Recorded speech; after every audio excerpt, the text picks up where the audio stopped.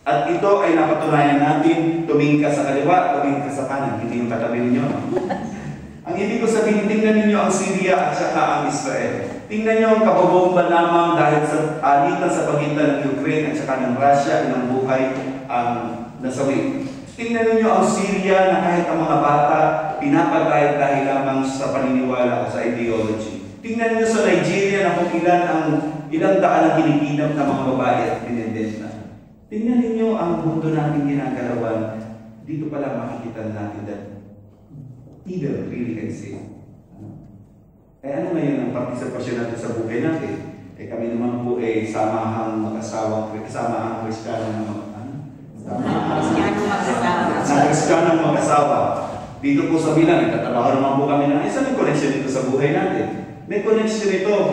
Dahil bakit? Ano ba ang gawa ng masamang loob sa buhay natin? Ano ang gawa nito sa buhay natin? Para naman tayo nasa classroom. Sa tingin niyo, ano ang purpose ng masama sa buhay natin? Manggulo lang ba? Kasi dito, nagtanim ng masamang damo. Para ano? Para guluhin. Yung nananahimik na magandang binhi na trigo, sinamahan ng masamang damo at ito nung tumubo ay magkasabay, anong ibig sabihin nun? Gustong guluhin ang buhay. Ganyan ang kasamaan, gustong guluhin ang buhay natin. Na tayong nagpapakabuti, gustong magulo. Pero hindi doon natatapos yan Hindi lamang sa paggulo, gusto niyang paghiwa-hiwalayin tayo. So nakikita niyo yung trick ng demonyo, yung trick ng devil.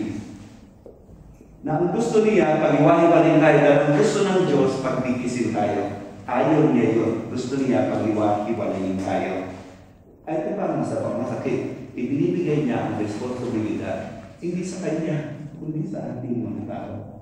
Dahil nakita natin dito sa Ebanghelyo, nung nalaman at nakita nila na may tumubong masamang damo, ano kagano'n sinabi ng mga tauhan? Bubulutin po ba natin?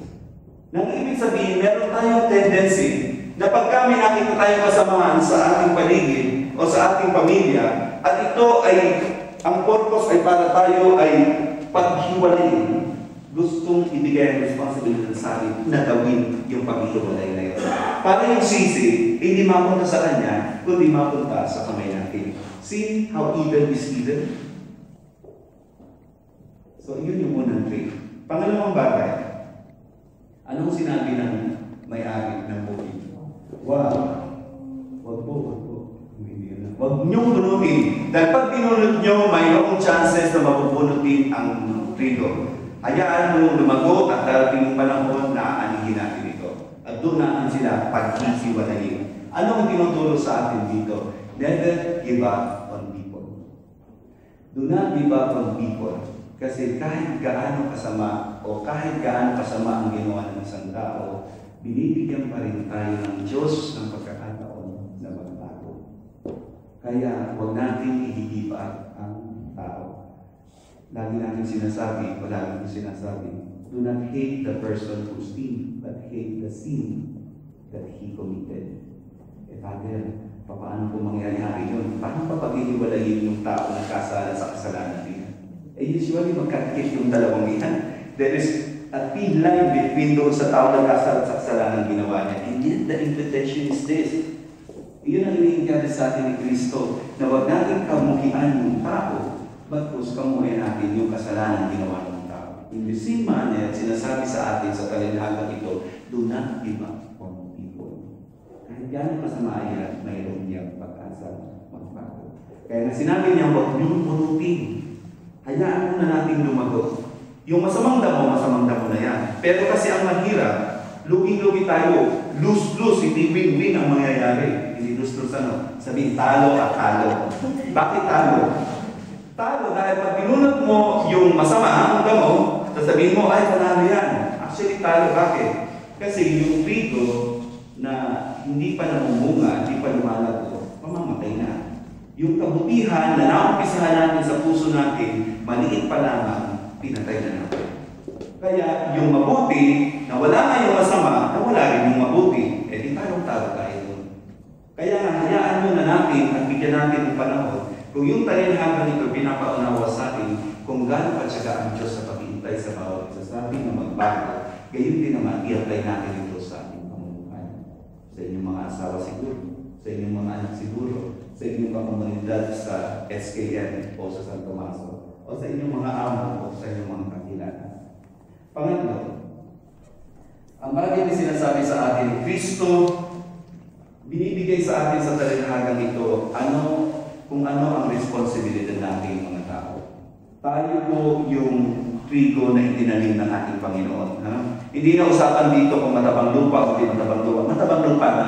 Kaya lang may masama talagang tao na nagtanim ng masamang damo. Kaya pagdabo ng trigo, ay lumabuti kasama yung mga masasamang damo. Ano ngayon ang responsibility natin bilang mga minsan masasamang damo? Minsan yung mga mainipin, minsan yung mga sumusuway, minsan yung mga hindi gumagawa ng kalugod-lugod sa Diyos. Ano ang gagawin natin? Una, kailangan natin magsisi. Alam mo nang may kasalanan ka, alam mo natin nagkasala tayo, nagkamali tayo, magsisi tayo. Paano ba magsisisi? Ang pagsisisi ay yung pag-ari na nagkasala ka. Hindi po pwede magsisi ang isang tao na hindi na-acknowledge na nagkasala siya. O sabihin na natin, hindi, tama ako, may pagkakasala ka pa rin. Sa harapan ng Diyos, wala tayong may pagmamalaki. At sa harapan ng Diyos, lagi natin babanggitin na patawarin niyo ako dahil tayo nagkulang, dahil tayo nagkasala. Iyon yung unang step pa lamang ng pagsisisi. Ang pangalawang step ng pagsisisi, ikilos tayo upang yung pagsisisi natin ay maisagawa natin. Kasi may mga tao lamang na nagsisisi sa salita. May mga tao lamang na nagsisisi sa isip. Nagkasala ako, sorry Lord. O may mga tao rin naman lumalapit sa kumpisal. Okay, let's say, lumapit sa kumpisal, nagsisi, pinatawad ang kasalanan.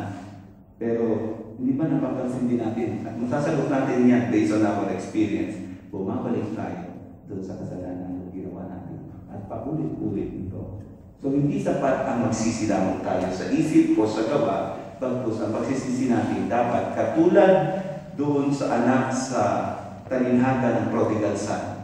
Hindi lamang siya nag-formulate na babalik ako sa tatay ko at sasabihin ko sa kanya, nagkasala ako sa iyo, nagkasala ako sa langit, hindi mo na ako kailangan ituring na iyong mga anak, na iyong anak. Ituring mo na ako isa sa iyong mga alipin. Pero he just did not come to his senses.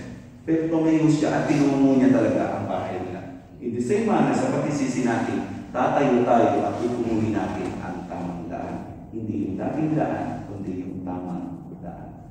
Amen.